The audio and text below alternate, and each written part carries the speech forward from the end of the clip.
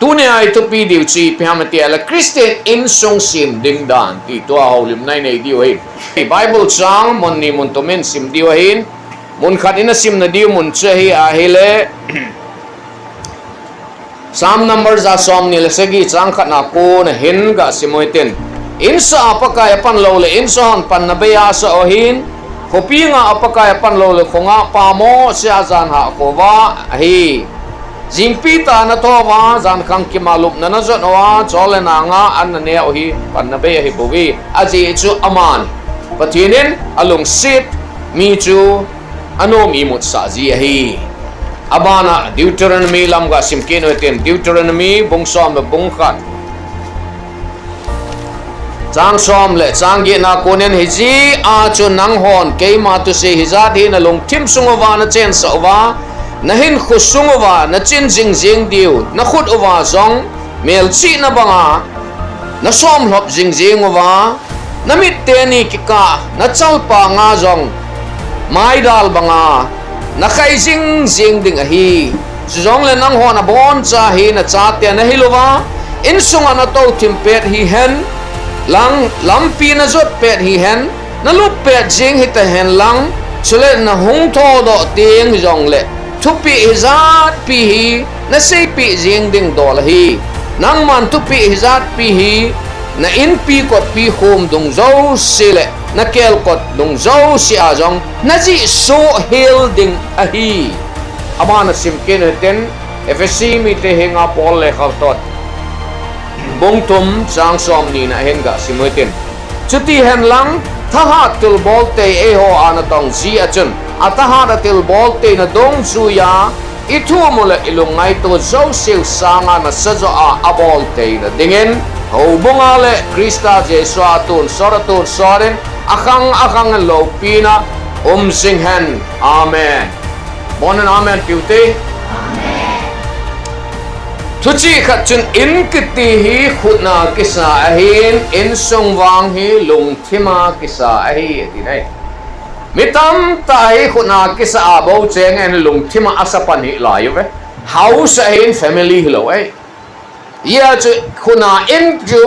in sung ahi theina denga che lung thimu iman sa ngai ahi ti hi thuma kai do la ega se hi chule abana ka se nom chu thuchi khat ma chun kitchen hi bailam ta khat ahinai ama wang chen khom hi thil bailam ahi pui ti nai adi nai numei khale pasal khat kitchen hi bailam ta cha kitchen tam ta ki khenoma cha pasarin egop mana chu garantium de lo pis pasarin agop tam ta ki khen ka het chu dan chinga kitchen hen lang kina kina jeng le setanin agop hi bo chu patene na agop lo chu Chizi ang kasi nom chunumay khat le pasal khat kingai luta achen khoma thi chana akikol sa diu cha patin thilgo ne chu ama wang patin thutep le insumi te de le ho bung de ya holy marriage ball kalwala pa wang chu lo chu ahil la dan tinga jine hi mana chi insung sim do de ti na garanti nai sai lo ama wang insung gen te ta ya kin mang zo lo lúc xe đâu mà ông chưa kêu ta bằng cái system用cái kêu luôn là toàn tiếng á cái chén lòm chết xuống cái lúc xe gì chứ hệ pa cái hình lối khát chân hệ ai là đàn tiếng gì cái này nó mà chơi nghe ama vang in sung gần tây cái gì in tiếng ta cái xe cái bụi lút mà sang hết mà chân im mà chả thiếu xe cái ball po cái nun boy cái bụi nó tí gì cái bụi lút ấy gì hết chi thì mi chawai kiti thei do lung sit uma so I system mo hen na di hen nang hele an apa na be san no nga anun boy ko kipui jeng an gen te ten party iti sim zo diu ham sang som to say da tong mo ke khang a jong lak khat lu na ta chu na tua che hi ai la tam ta lu de ta chu chi jong he ka sei nom khat he Christian INSUNG SEMDING do zolo na hi kitchen na ifel ji uwa jong he hi ti ka sei nom ya hin I system mo jong hi them khat isu de dio he ti jong to ka sei ta na ai ai pi chi jong la ka sei nom chi pi hamati a hele kitchen hi bai jong le chen khom ha hin chen khom ding dan hi kitim chu angai hi ti ka sei nom yai abana ka sei nom che hele naw nei hi thil ha sabe se dai pun ama wang naw kho kha thil ha sa he alung gelu jong ke zo lo cha pa sal thum ka nei kal student zani za thum ka boy pi sa nga ka lung kham zo ka cha na ai wanga mentality za chom chi e khat headset na dinga phat so ta lu na chu tua ong ka headset zo lo lai cha ki bang lo che thum ga kho kha cha a ha cha khat ka hil na achun aneu te ni hil lem hi thei talo khat chu la mo na ngai mai the til kho ngai mai the khat chu pho je ngai mai the a ha ji a chu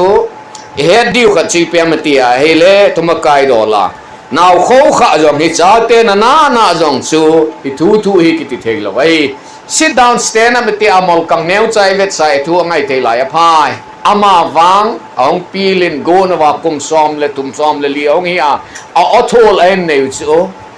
ke chapa neu pen yang thip hit hot ham kiti chu lungdom he taw pa te ho na cha te ho vin na hin chou tiong le ke chapa neu jong kon en chou chu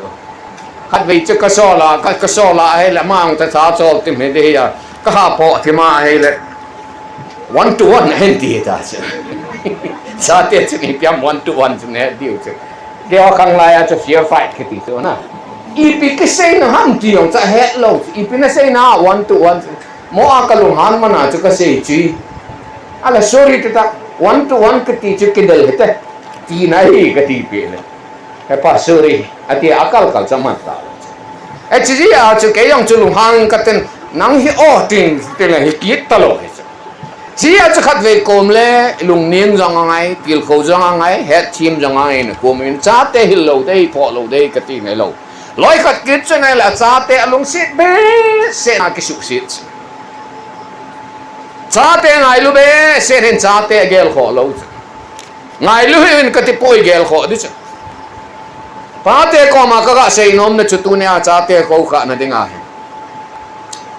peng palep ko lunga ko na lungbo ma ko na kisi mai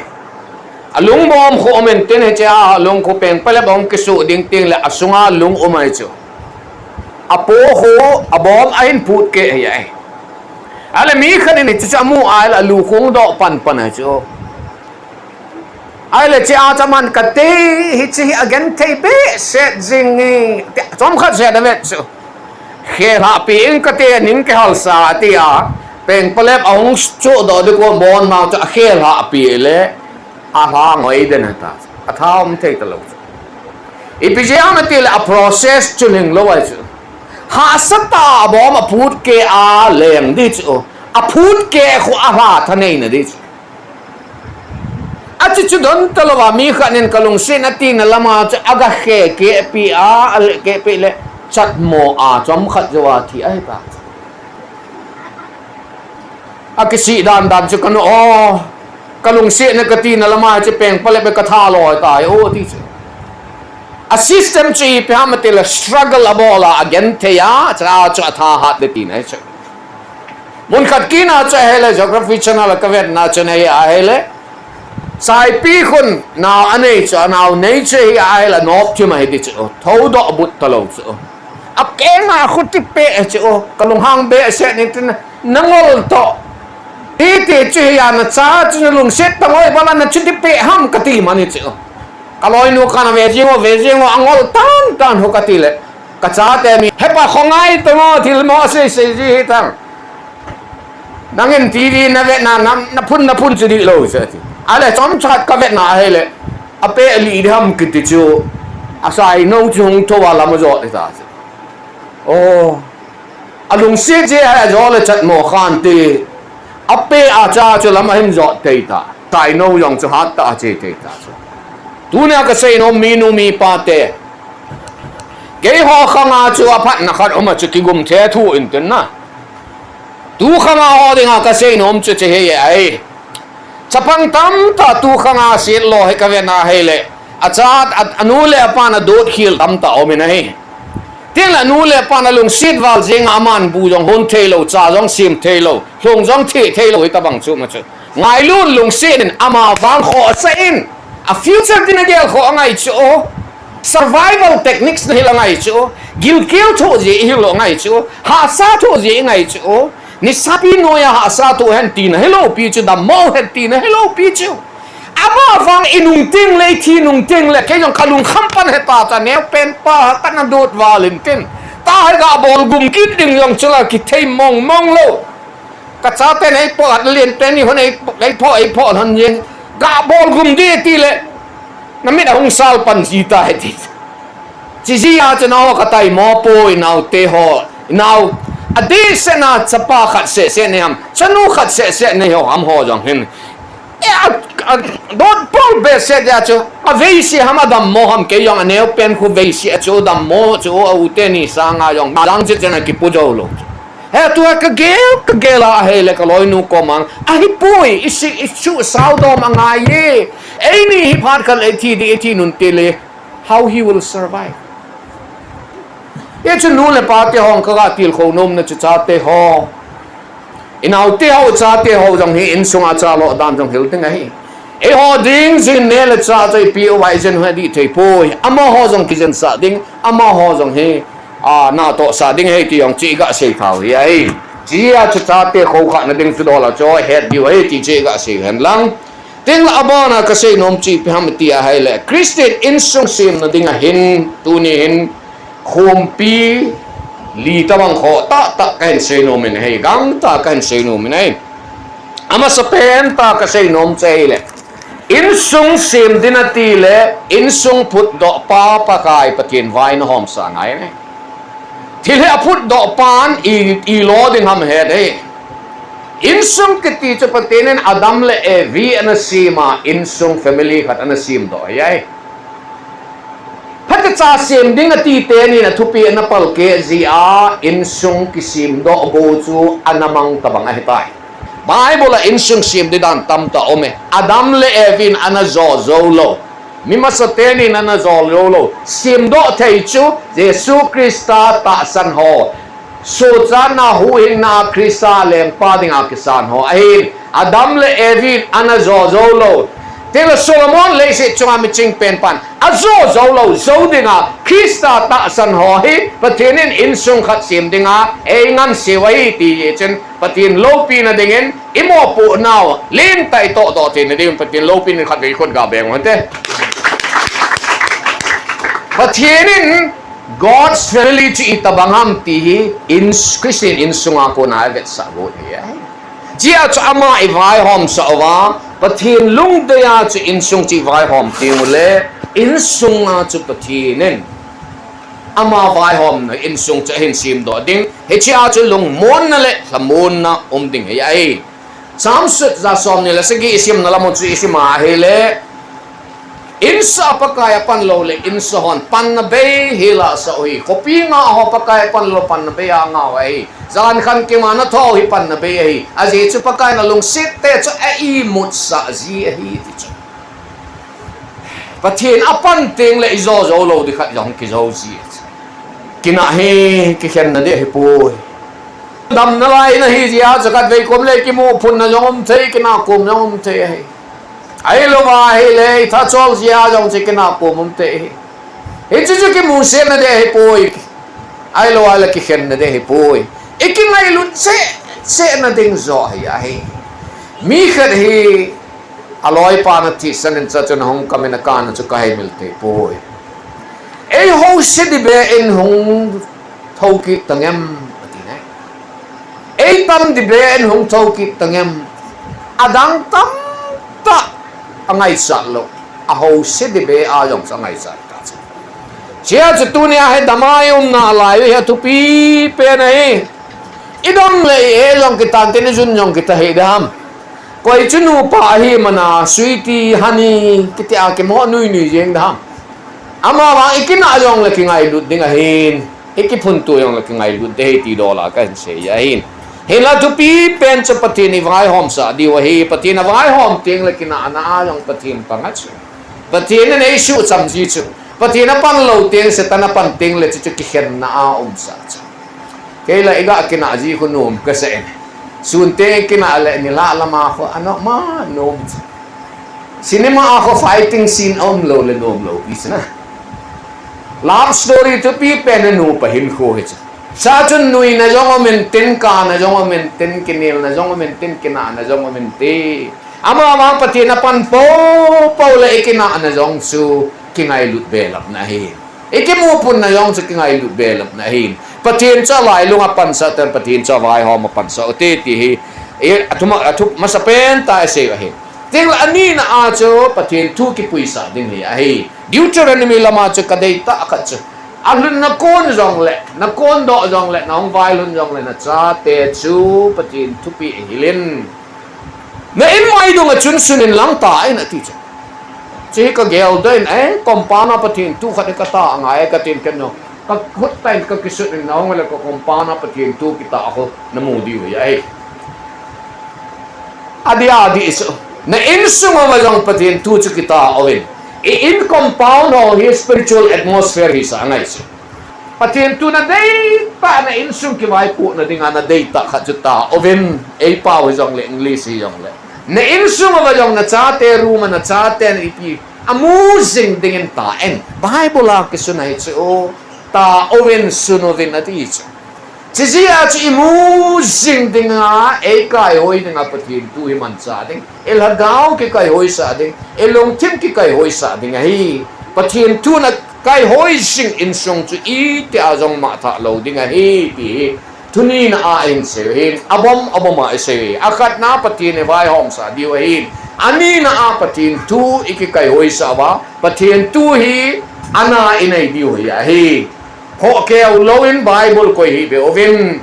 na cha te di bible khat chi cho pi ovin ken yong ka bole bible khat ki kop lo de hi school subject cho na dinga kom se le sang ni sang thum se na hi bible khat se im song ik ko mo chu bai patien chu ngai sang poverty ke na hi long se ten na cha ten bible sim te pana kun asim te masamen ama bible nei sa in Chiting le lakhat ham hap takhat ben bible chang khat be memorize Paul sen tujing ka kagipa na ta khat chu opapu ina tunuvin bible sa tu tenewin adingwin ahin simu chu kakipa dan chu icha te hui patin tu to ki tuai pui hoyung ai hi bible tu to ki to ta e pui hoi te na diwa bible tu chu ki chat lowa is sim jing jing diwa hi ti he athum na insung mai cha insung mai cham a kho hi insung mai cham sim ding dan yong them khat kan se no mi nai insung mai cham hi sermon pi na de hi pui insung mai cham ma sa pe na pathin choi at na de hi la sa a pathin choi at ding ai mi pa na hi manin sermon sauta ta se hi in aje chi sermon na ding ai pui apa na chi pyamati le bible sang khat sang ni sim ding khat atam zo ai cha te sim cha ding tao na thu pi ai pathin choi at ding la sa nge ai ke hon nang ka hin sang ki ne pa ka o ha chung nu ti ka sa la ka lung lut yeng ka mi ka sim yeng teng le kha chu ka da en hoi ko na ei pan pi hong ham ti ke man ting la lam ka ve An le seren sema pakaya ko na mo hey pan pi hong zo hi kasate ol kathao na mo nom sin sermon sau ta se zilo chu cheng khat cheng ni ka se nom ko le nau te ho chi bible tu ne chi se ai pate chan zo me te ti chu ho ina sermon banga tua ka sermon banga bol lo building teng le insung mai chama cha te pho na man lo hil ding ai nu le pa te ni bol khil wi che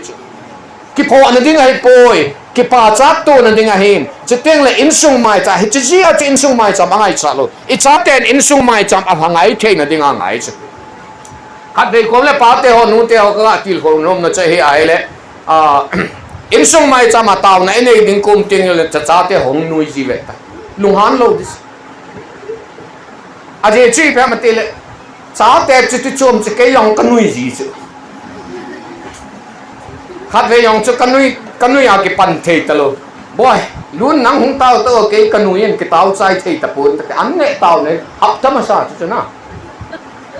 ala ke chu ka hung nui ko them la ka loi nu hung nui cha chi ka chi ki chi ku kwa ni ale cha chu siesta kala lo chu at pathin chu kan wi sat de ka ti nei lo pi chu na ipa anga yang kinu ya chu alo le nuwa yang kinu ya chu he chu mana pathin nei phe be yen bi ti na yo di lo pi chu a je chi pa ma mi ma nui nom pha da mai chu pi lo pi chu ale iga nui khom pi al khai le boy tun nui ta po te e ti la mi na ngai lu chu la chi ho chu tu pi a ge lo ding a he fellowship here, my sam ki teacher fellowship with one another. Kiloi khom này, pathin tu kiloi khom này vậy. Không tao, số my sam xem đi. Ni không nuôi không? Ipi sẽ không? Na, next time tiêu chơi là bằng ngâm cho lâu chứ. Nuôi đi tin là vàng cái gì lâu pi chứ. Ông đàn cái chú INSUNG my sam chú lung han là để hay bôi cái gì cái gì. Na. Nung hang nom le yong le INSUNG my sam sung be a chi tim de hin INSUNG my sam ma chu khat le ni nui yong le kho poi ama wang tau na phate cha man ding ki til ko ding bible sang ka chang ni sim ni pathin wa choi ding cha thu pi pe nei ti khat dei kom le ka na INSUNG my sam ko tin ke ne te i ba ka sim ma sa be a phate cha chi INSUNG my sam tau nei ni wa chi teng chu le yang ne le sai ne diu he my sam sim de tau khom de ne ti man chu ka serious be se na agam tin de chi te lo vi lo le a chu hatte cha lung lu ta thanom ta ai lo hal ta pathin ko ma taw na nei ding kyo hen adivasi la po ka sa jing ka la he manwa jesu to ke bola te cha sa ka lungai la dan la ka sa yong chu ta la ka ji ka cha te jong ka ga hel jin he ta banga chu la za chum nong chi ga sa ai le kisu al na hen minung te han nang la te bo na sa na cha ten akai hello ta de ong la chom ho yong ga sa pi ji de he ti chu ka ga se yai INSUNG my sam kho be se jing e ye chen hap ta khan ha ni ve be bolen ke on tam jo tam ka bol jo po ve pathin jing ka so la angai do la hen mi jo sin bol hen Tuesday ni la ele Tuesday ni la INSUNG linga taw na hen Friday ni la ai ka mangovin chiwang he pathin lo pi na dinga ka se hen ji kane ya ko na atam so a hi thei chana regularly atune chana kamano en he chi INSUNG ai chamen ka cha te laga wa yong ta sa yong lo lin na pi hen Tuesday INSUNG dinga taw na ding la Friday midang dinga taw na en ka INSUNG he atu hen INSUNG mai cha mi an om he hen langale ka cha te nong le kha chan chan he kisim do lo di wa he ka cha te yong hoi bina om lo dinga he ye chun hap ta khat na ni ve be bo lo te ti hi ka ga se nom hi a hen pa te ho ka nge nom nau che ta sa thuai lam kai wen lagau thuai lam kai buk po ge nei chi Kuki te INSUNG ha som na li custom heavy ama wang pathin custom he po ge nei chi ai cha te hi anu na hil thei chan o me ai wanga pa na hil ding dol o me ya INSUNG my cha miguel fo win tuna kitem na sim ngam char lo jong le a thai in gel o win lang a hi pui INSUNG my cham ka sim lo le ka cha te ma ta ding ai ti pati cha na gel di win kan se no me nai teng la chai na ka se nom se ai le INSUNG dam thei na ding hi ngai tu a bol ngai na hi a khat na khat le khat ke ngai lut tu ding hi khat le khat ki thungai ding hi khat le khat ke dei sa tu ding hi sa te nu le pa ki son pi ding teng le nu le pan cha te ki son pi ding iki dei sa tu ting chule pathin phat te e bu hi a hi ka cha te chu ka cha te hi a ka ki pa the ngai hi cha te nong kan nu le pa che nu le pa e ya e ki pa the ngai hi teng la ba na chu khat le khat ki til kho tu a khat le khat ki pa cha tu a khat le khat ki lamon tu hi INSUNG dam te nei a hi INSUNG hui li hi sim hoi ngai tai na cha te aneu lai le ina omnom nan te alet ding ina omnom lo di wai aje chi pyamati ai le INSUNG chu ngai the e lo ji a om lo di wai thil dang activities dang ngai cha lo na di wa INSUNG activities chu sim phat nai ya hi tunin INSUNG mai cham sim ding lang en pa sam na commitment ila sam timun pamo ka sa le aje chu ka kal sun tam ta kamu do ho in gun chu te ni kayo ho in hi hap ta khanai zat ve kai wa ho in ina ko na gam la ta thum ve na kai ngap cha na ina pathin ho ding ni ve na ngap cha lo chu dat mo om tai ho ina pathian I ho I corporate worship hi corporate worship chumidang in agona I gapan chwa hi insung mai chame ai ma lung ta ki go nga pathian ho hi ai ale ilung ta in igona pathian I ho chu ho in kai lo de katina hi pun chu man du hi lo ham kalung nat na kan sei ding hi ho bong atam che tan pasro jang mo ta san ruven thumop di lo thumop hil tam ta ong ta communist na sa ta ong ha ni pastor advice di lo di ahong ha dei insung apathin bon ven una ka sei nom chi phamati a hele insung mai cham he pathin nei ke mu pi naw he na family ane ke mu pi na ding chi insung mai cham na sim se he cha pathin no vil de pathin tin ka gel chi na ka cha te ko ma tu hafta friday ni a he pathin tai ki mu to lo le pathin in post ba na bola phat thei na bo na diu kum khat lut ki de ka aje chu chi chen la ai pathin hung de in phat de bo di wai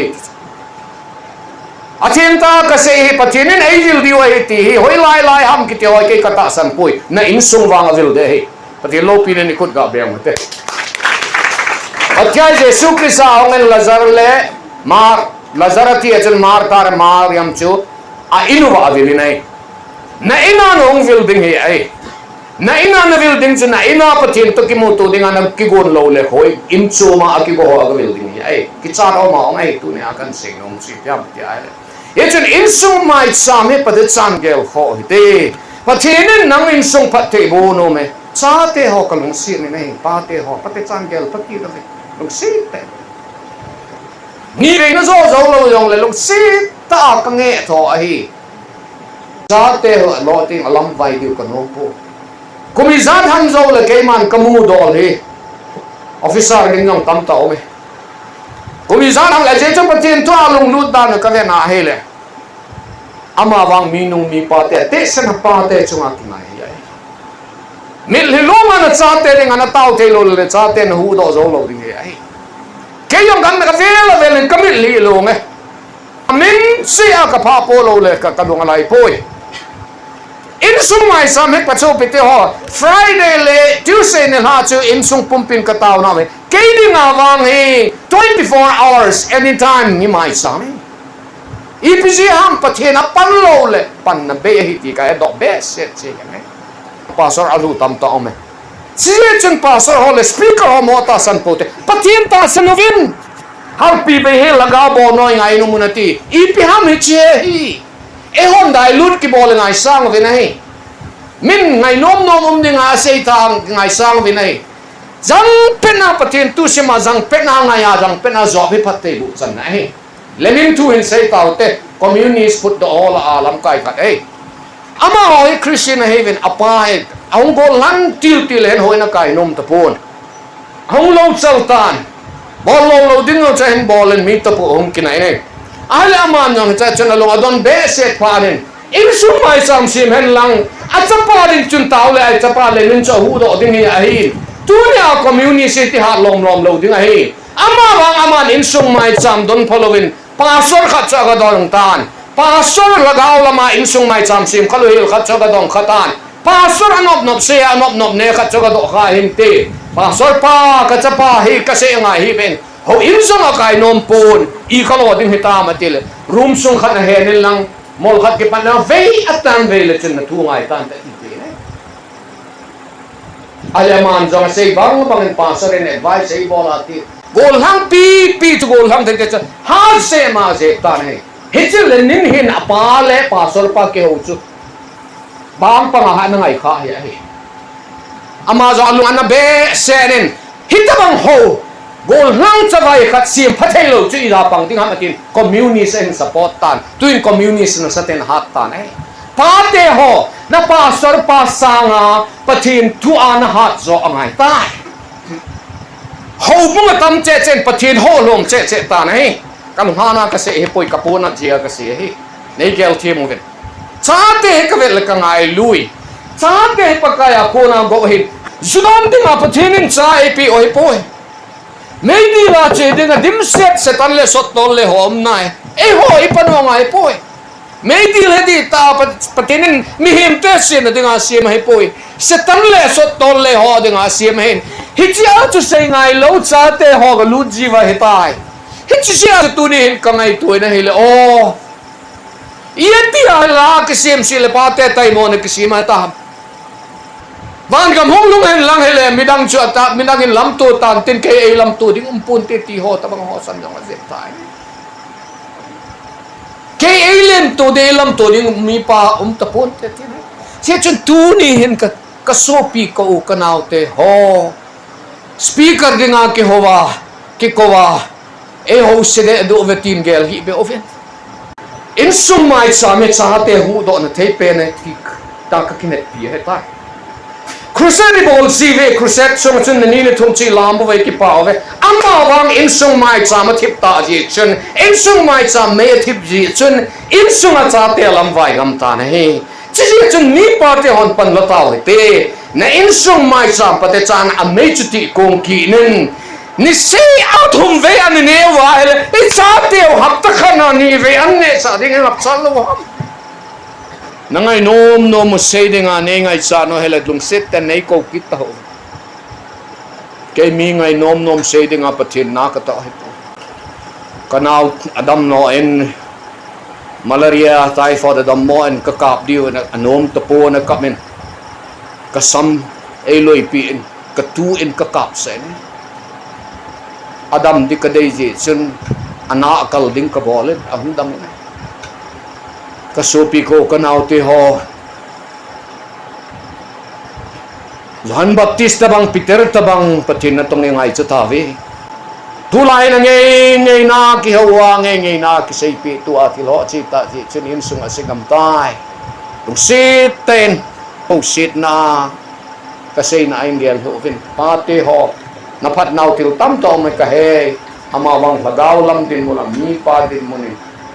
langam ding ki go te ti he avel afela na cha teo itu teo ngai lu na sa la ka se yai I cha teo hi ma ta sa po te nei di la chi ding a patin nei pi o pui van gama chi ding a pi o he kalung nat be se ja ka po na ja ka hen sei kalung nat pi ka hen sei na chu la khil po te ka ki pa e ka bang platform nei pi sa la te ama wang patien gel hitin cha teo ngai lut na zalen insung mai cham pati chan na sim ta te tunin insung mai cham sim dinga hab ta khana khat ve be sim bing ka te ho se mi pa te hin minu te hin lu set tan hong ding lau chun pa men te ke na chai na le application ti che invitation call ka bol ji mong a hin tunia call bol na ding insung mai cham ai bol ding tia pathin ne het sa hi mi khat he jong le mi ni jong le tau na chu kaman ti de pamen pathinin pathe bon lang pathinin I decision he ahen itulu now he ahen I kalega son do he pakai nang ka ngai sai ti vet sa now he ahi pame pathinin pathe bon lang minute pate ho ong ding do ho zo si chunga pathinin pathe na bo hen lang ke man tu hin tau na hen man pi ing katin amen hallelujah ka pathin ta pakai pathin kain sung he pa nang man pathin na bo no men ka cha te ho pathin na bo no men cha te ama ta ding nang man dei pon tu ni khwa hai in sung mai cha mai nang man nei vil chiu in sung mai cha man nang man nei ki mo pi chiu hi ke jing jong in sung mai cha man nei ki mo pi in sung mai cha dia pathe nei bo ai dunia in sung mai cham hap ta khana khat ve be sim tang ka te pathin ni ti lo ben weekdays tia hong ding do mi pa te ho zo se minu te ho zo se pakai nang man patinin bo ding ka tao men ai long si te pa te hong ding do zo se nang man pathe bo en lang ain sung mai cham wa nang ma hong pan sen lang ain sung chi nang man hin vilin lang nu te ho jong pathe ma lang pa te ho pathe bo en lang pakai chutia cha in sung nang man hu do tin dingin long si te nang man tu ni la pa na in sung mai cham sim ding hong ding do zo se dang ta nang man pathe na bo ding na khutin ta kai ngan do be nang man I chen sung mai cham ma sim zo tin ni ta ha nang man na pia ni ki thu pi ding Ako ten ta kain lan to ba. Chenga chi hong ka pakai su mina ka tu ma hi. Pao me patin na bon and phat ke na bo han. Kama alu igala ko pinom chuti la chaga sao. Ten Kasupi de yom ta te ho lesit kam hin phat mo lang mano che jing he tai hitawang din mo na ko na insung ji cha te ki hu bit na theilam pi papen ta cha insung mai cham sima pathin thangwa pathin koma taw na mana sule pathin lungdei lam ipiham di hol jing jing hi ni chi tu pi ki sei hi nanangaya hele nangin jong naom namuna Kay man zong hapta ka na insong mai cham khat be siming kati tin thulu na anasim te yen